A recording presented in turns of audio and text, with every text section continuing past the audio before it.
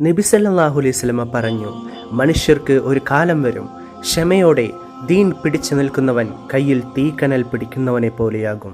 നമ്മുടെ വിശ്വാസവും നല്ല ഇസ്ലാമിക മൂല്യങ്ങളും പാലിക്കുന്നത് ചില സമയങ്ങളിൽ വളരെ ബുദ്ധിമുട്ടാകുന്ന സാഹചര്യങ്ങൾ ഉണ്ടാകുമെന്ന് ഇത് സൂചിപ്പിക്കുന്നു.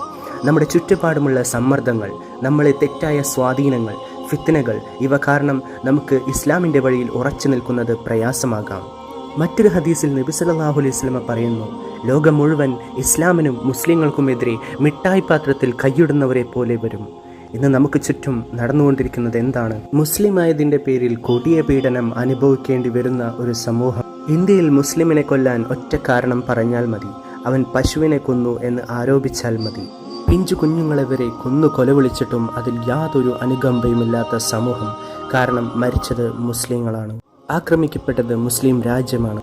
മുസ്ലിമിനൊന്നും നീതിയില്ല, അവനെതിരെ ലോകം തിരിയുന്നു, അവനെ തീവ്രവാദിയായി ചിത്രീകരിക്കുന്നു, അവനെ കൊന്നു കൊലവിളിക്കാൻ എല്ലാവരും ആഹ്വാനം ചെയ്യുന്നു. എല്ലാ മുസ്ലിങ്ങളും ഒരേപോലെ തീവ്രവാദികളാണെന്ന് വരെ സമർത്ഥിക്കുന്നു. അതെ, ഈ കാലത്തെ പറ്റിയാണ് നബി സല്ലല്ലാഹു അലൈഹി വസല്ലമ നമുക്ക് മുന്നറിയിപ്പ് നൽകിയത്.